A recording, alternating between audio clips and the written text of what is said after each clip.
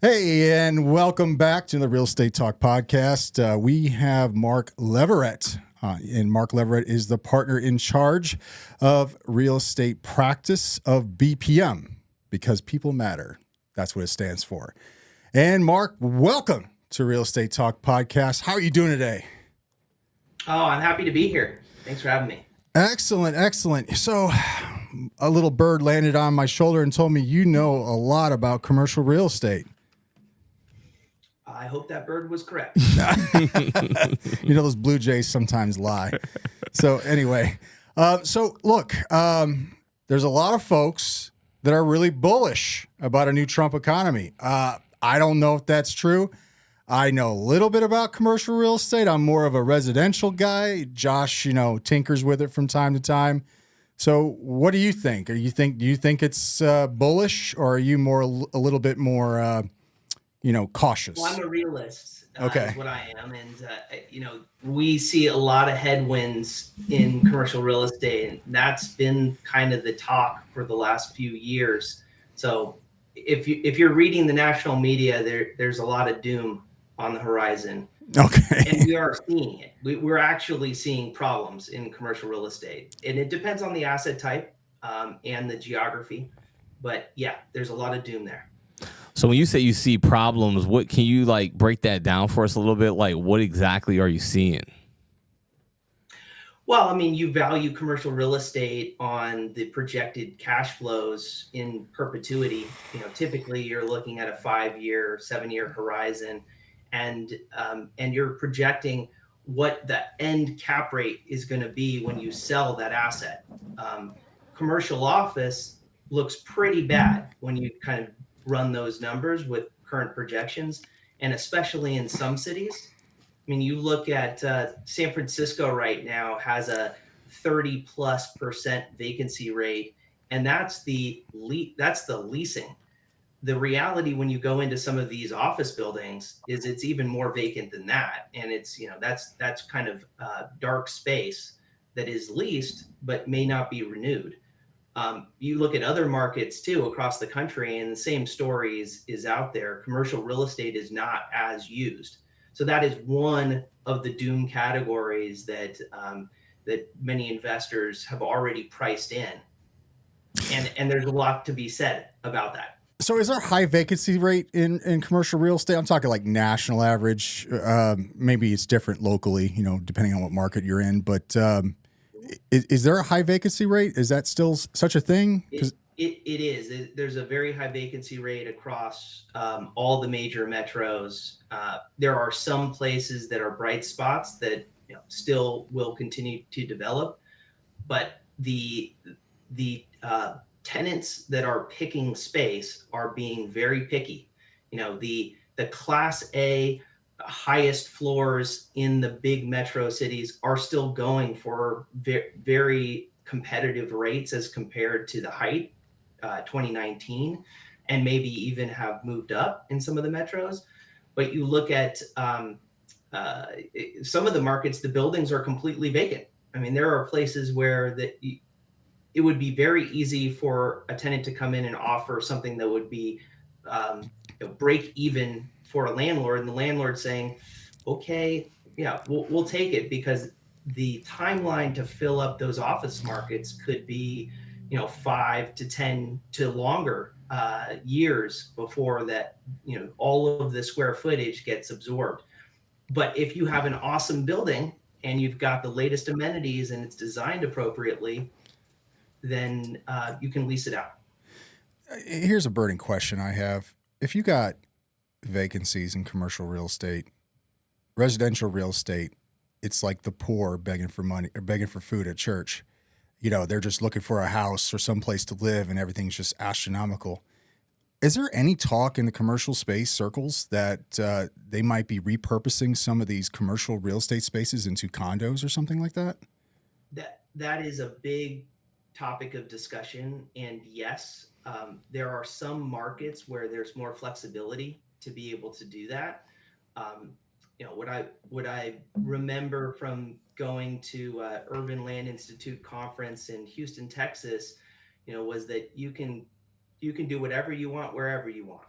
Like there's very little zoning that happens. And so what used to be a strip mall could become a 10-story building, and what used to be a church can become a single family home. But in some markets, you can't Hmm. change it.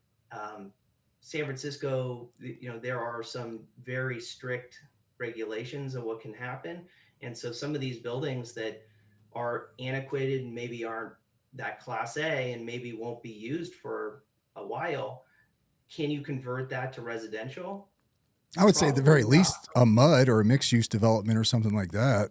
Well, you still have commercial, uh, you know, availability, but you also have residential availability as well. I don't know. I Well, just, I there's an architectural firm that we work with, Gensler, that created a study that anybody can download about the ability to convert buildings to residential, and they have some calculations of the floor size and the ratio with the number of bathrooms and elevator core and all this stuff, and you can see what is feasible. I Mhm. think that somebody could probably plug that into some algorithm and see how many buildings are it's possible, but it's a very small percentage of buildings are actually able to be converted, at least in some of the major metros. But somebody's going to get creative. I agree. Yeah. Now, Mark, for years I've been seeing it all over every social media thing where it's like the commercial real estate market is gonna burn to the ground and there's gonna be all these foreclosures. Where are they at? They're not really happening, right? I mean, we're not hearing those stories, although the volume has ticked up in the last month, and I am privy through my clients and my network to hearing about what's about to come, and there is finally some movement. Banks are realizing they have to do something, and so we are seeing foreclosures. We're seeing deed in lieu of foreclosures, where Hmm. somebody doesn't need to report it out loud, and the real estate becomes owned by the bank, and then they can be creative with what they do next. So we're starting to see movement. We're starting the real canary in the coal mine is debt and sales of the debt on some of these commercial assets, selling at huge discounts. So that's before the foreclosure happens. The debt might be able to be picked up, and whoever that creative investor is either going to renegotiate with the equity stack of that asset, or they're going to foreclose and then do whatever they're going to do. So we're starting to see that happen across the country. Hmm. So, we just had the election, new president. Is there anything that you see on the horizon that maybe the new administration can change in order to slow this down or maybe reverse it? I wish I had the answer for that, but I am optimistic. So I know the media is talking doom, and I see opportunity, and many of my clients are eager for something to change. I do think the politicians and the new administration, has an angle toward helping the real estate investors. So I do think we will see opportunities, and when prices come down and creativity steps up, we start to see big things happen. So I'm not going to get political on this, I I do see opportunities on the horizon. There's a willingness to make change happen. Okay.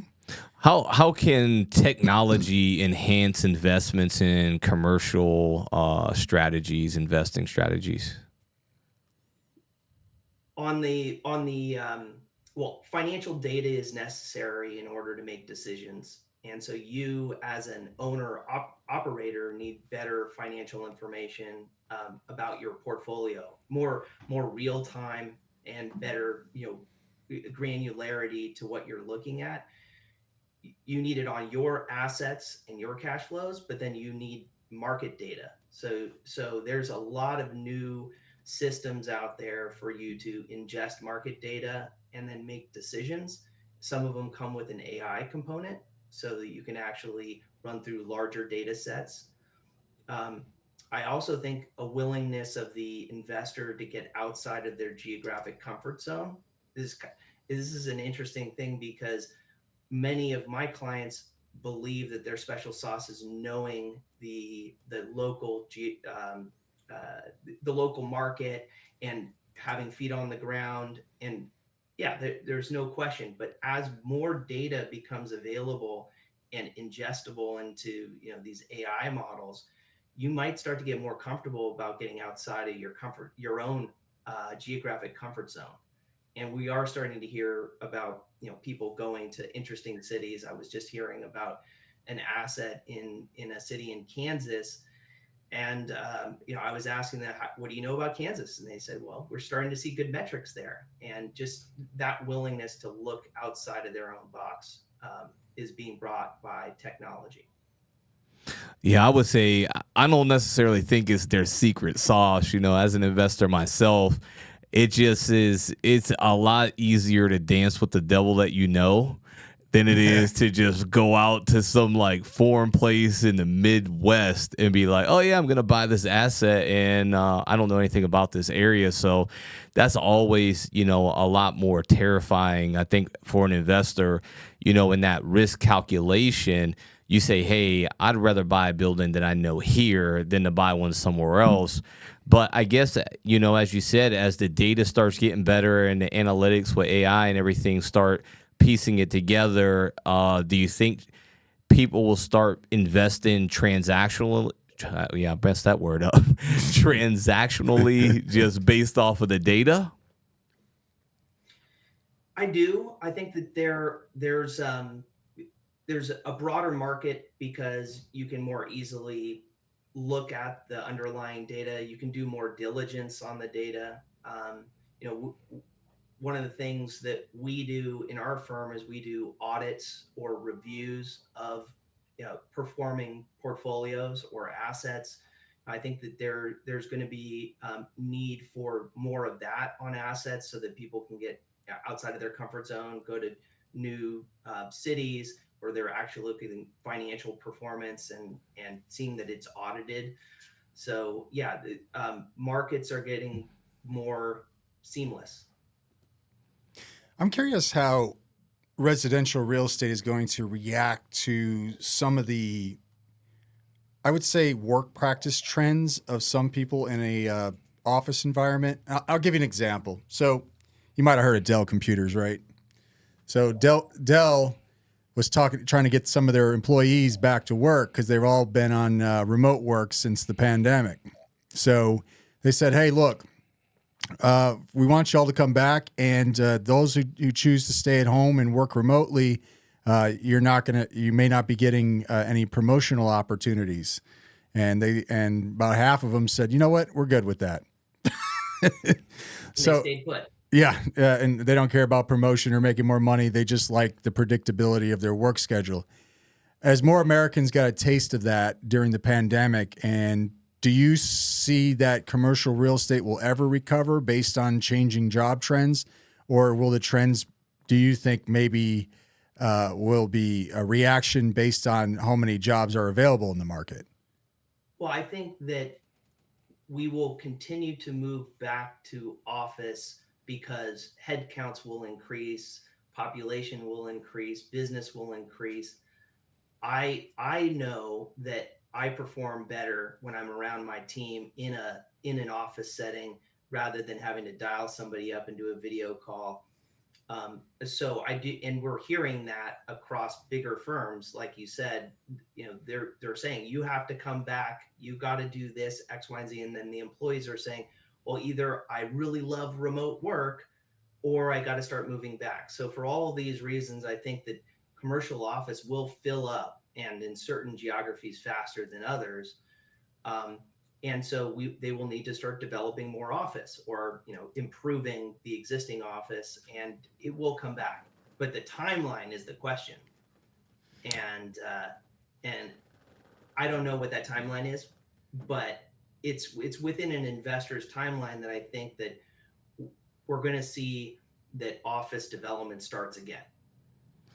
So do you think we are approaching a period of time where investment in commercial real estate is advantageous? I think that the prices have come down so much that there are huge opportunities coming. They're not quite there because the banks have not forced the foreclosures. The investors are still sitting on the sideline waiting for the knife to completely hit the ground. But there's an opportunity coming, and it's going to be generational wealth type of transformation. Those people that pounce on the market at the right time with some creativity around what they're buying and how they're going to reposition it, it's going to be generational wealth. Yes. Where's the best market in commercial right now? What do you think? I think the best market is where the data tells you it's going to move fastest. And I don't know the answer to that, but I like San Francisco personally. I grew up here, so I'm biased. But there is a doom loop happening where prices are at rock bottom. It's a beautiful city. Comes with all the other stuff that I'm sure you guys want to talk about. Yeah. Nationally, Maybe we don't want to talk about. but I will tell you that San Francisco, that the symbol of San Francisco is a phoenix rising from the ashes, and it is one of those places that goes through some significant cycles, and it's ready to rise again.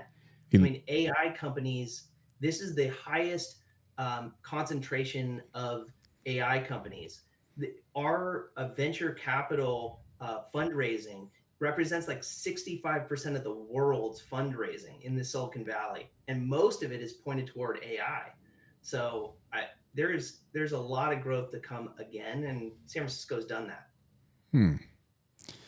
So I'm not familiar with San Francisco. What's the most interesting part of San Francisco when it's in the commercial spot? Is there any differentiation about culture? Because look, we're from the right coast. You're from the left coast. So like, what can you tell me about San Francisco? I'm actually enamored with the place. Yeah, I like the Golden Gate Bridge. Well, San Francisco has a long history of business booms and busts, and the growth in the commercial real estate office is really concentrated on one part of the city. Over the last, say 30 years, there's been a growth from the financial core out to south of Market, where the newer kind of more modern buildings are, including the big tower, the Salesforce Tower that everybody recognizes is the new symbol. So you kind of went from the Transamerica Pyramid that everybody used to think of San Francisco to Salesforce Tower, and then it actually continued down south toward what now has like the Chase Center, Warriors Stadium, and Mark Benioff, who's also Salesforce, helped put in a big medical facility for UCSF, University of California, San Francisco medical facility, and tons of growth for biotech and related companies grew all down that kind of peninsula. And it's starting to kind of connect in with the Silicon Valley coming up. So we got big firms based out of San Francisco and down the peninsula that are ready to grow again. On the flip side of that, we also heard tech is really cutting a lot of headcount and jobs, at the same time, which is freeing up space. But economically, like I said, this is the center of the venture capital universe. Is really the Silicon Valley. Okay, Mark. So do you have any insights on any changes in the real estate industry with respect to regulatory changes? Well, I do hope that they're going across the U.S. They're going to figure out how to rezone or allow flexible zoning to reposition some of these assets. And I hate to focus on commercial real estate office because there's so many other assets out there. One of the big, to go through the list, I'll just go right to the newest is really data centers. and the infrastructure that is required for hyperscalers to be able to put in AI facilities. I mean, there's going to be not billions, not tens of billions, but hundreds of billions or trillions of dollars that are funneled into improving or building new data centers and energy facilities. That's all commercial real estate as well. It's a different investor, but the big pockets investors are looking to that as a place to go. But in between that, we've got we've got hospitality, we've got retail, um, and multifamily, and then the mixed use, component, which we're seeing a lot of that kind of infill in all the major metros too. And investors are ready to put their money in to this. It just hasn't quite happened yet. A lot of investors are sitting on the sidelines, except for the hyperscalers. That's happening. So why do you think they're sitting on the sidelines? And, I have some friends that are in Northern Virginia, and there's data centers up there. And to be honest, driving by them, they're not attractive to look at along the highways up there. And it's like, you're like, what is happening in these massive buildings? I only know that they're data centers because people like who work and live around my friend tell me like, oh yeah, that's where I work. But like, why do you think the investors are sitting on the sidelines on it? Well, he did tell you he was waiting for the knife to drop or waiting for it to hit the floor. Yeah, out in San Francisco, but the data center thing is like nationwide. But why wouldn't investors start pouring more money into building these development or these data centers in areas where there's large concentrations of land that are not populated? Yeah, it comes down to which one do you pick, and do you think the next one's going to be better? Um, it really all comes down to the returns that you can get from a risk adjusted return on low risk investments right now. I mean, still interest rates are coming down at the federal level, but debt still yields pretty high interest rates, and it's perceived to be very low risk. So the alternative to putting money into some of these projects, it doesn't warrant the shift. I want to liquidate here and I want to put it into a higher risk asset that's going to, give a return that's, not outsized. I think that's the majority of it. Decision making. So the barrier is basically the cost, the upfront cost and acquisition of land, development of it into what it will eventually be a data center, for example. Yeah. That cost is so great that it doesn't warrant, moving out of some of these other steady, even if you're only at 70%,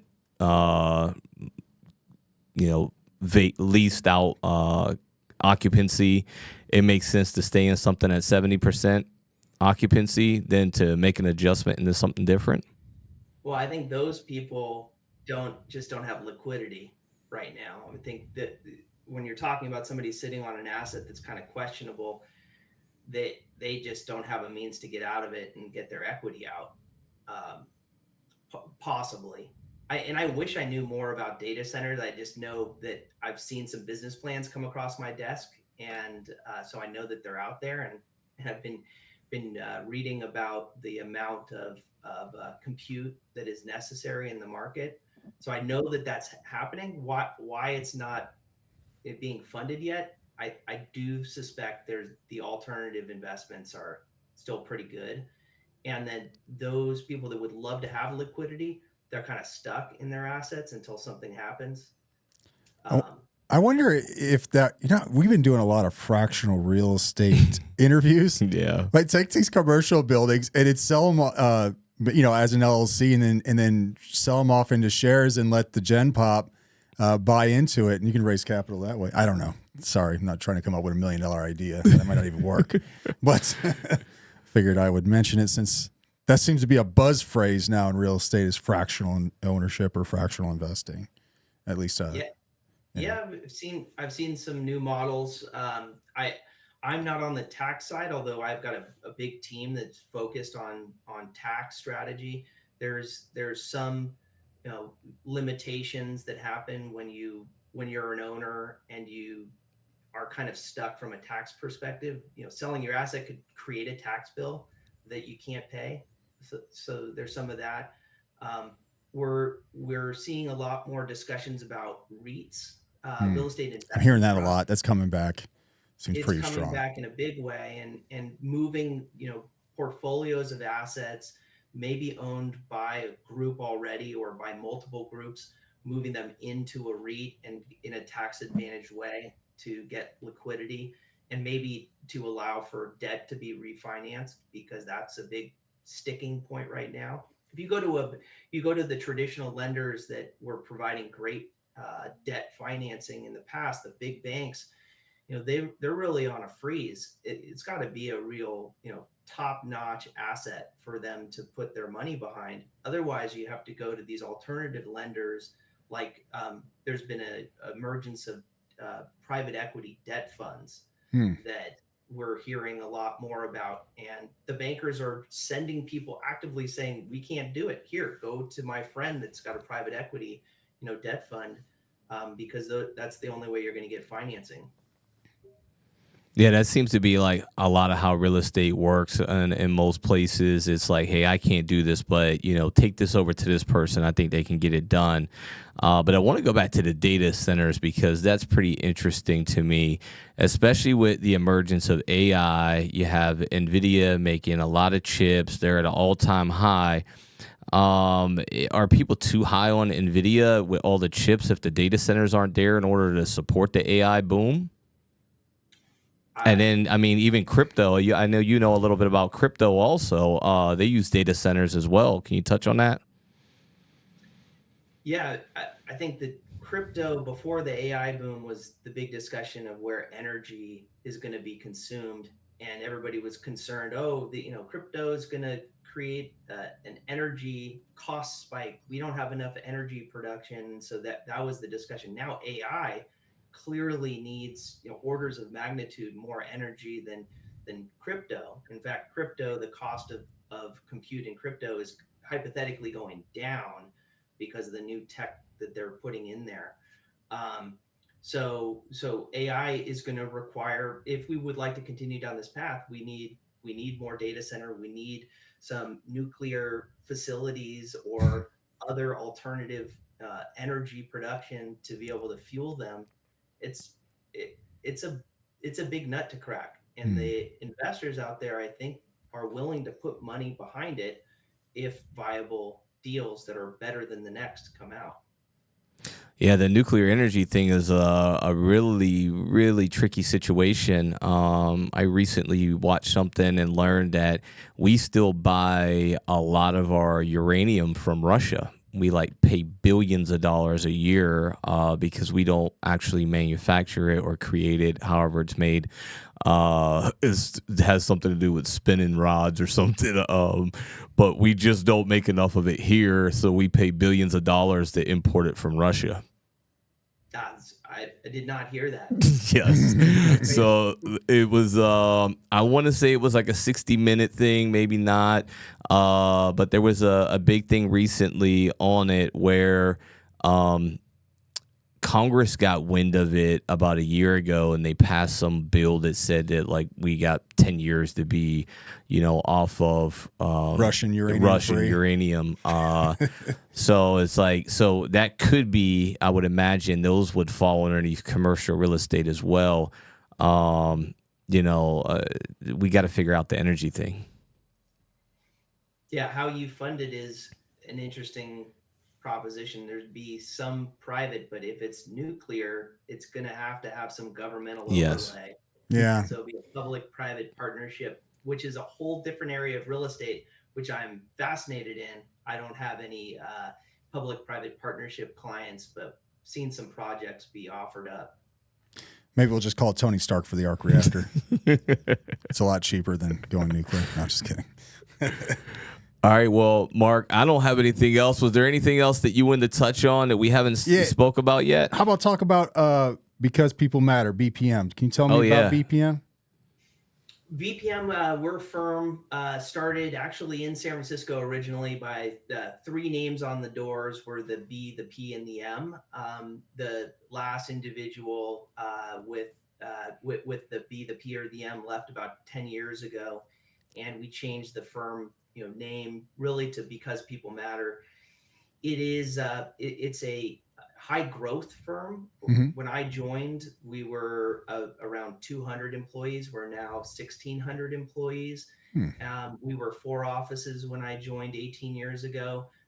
We are now 8 offices along the West Coast, as far north as Seattle or the Bellevue office, and then we've got an office in Montreal, Canada. We opened up officially in Canada last year, and we have an international presence, including a Hong Kong desk, a Cayman Island desk, and Bengaluru, India. So Okay. we're a large firm. We're top 35 firm measured by revenue and size in the country. And real estate represents somewhere between 15 to 20% of the firm's revenue. So we're a significant part. My group is a significant part of the firm. Well, it sounds like a pretty big firm. Yeah. What would you say BPM's core competency is? How would you differentiate BPM from, say, some of your competitors? Well, we're a custom shop, but we are very specialized. So you still have that kind of boutique, I know my CPA, they're my best friend, they're my advisor type of feel. Hopefully, that's the way all of our clients look at us. But we're very specialized and we have a deep bench. So when we talk to a client, we don't try to just solve one problem. We try to understand all of their problems. Some of them we don't do in the firm, but our network will allow us to bring in the right attorneys sometime to introduce them to. If that contractor that doesn't finish the job they're supposed to on time, we've got resources that we can connect you to. We're trying to be a very custom, bespoke feeling for our clients, and we want to make sure that their alternative is a big four. They can look at us and say we can handle BPM can handle it all. Awesome. Mark, it made me just think of something. We spoke a lot about the market, different things, the industry, and now BPM. But tell us a little bit about yourself. I think I seen something in your bio about you being on the San Francisco Real Estate Exchange Board and the Future Scientists organization. Yeah, thank you. Definitely feel like being a part of the community is important for professionals. So not only dealing with your clients and their work, but also having your own life behind it. With the San Francisco Real Estate Exchange, that is an organization that was started a long time ago and is really networking, bringing the local San Francisco community together. And we meet and talk shop. It's fairly casual. On the Future Scientist side, that's a 501c3 nonprofit that was started by 2 PhDs out of UC Berkeley that wanted to bring simple engineering solutions to third world countries. And so we help different geographies put in clean water systems, cooling systems, and other very simple approaches, but not just put them in, but teach the community how to do it themselves. Great organization. And then the Young People Symphony Orchestra is a board that BPM has been a part of, and I was a longtime treasurer for. It was the second oldest youth symphony in the country, and it's been around for 85 years and is doing amazing things with youth in the symphony. So you should check that out. I'm sure that they've got an online presence and would love listeners to check them out. Okay. Well, Mark, it sounds like you got a lot on your plate, buddy. I love it all. It's awesome. Awesome. Well, Mark, thanks for what you do. Thanks for coming on to the podcast. To our audience out there, if you like this video, go ahead and hit that subscribe button. Give us a like. If you hate the video, give us a like anyway and subscribe anyway. We'll talk about it later. With that, thanks for watching. Thanks for listening. See you soon.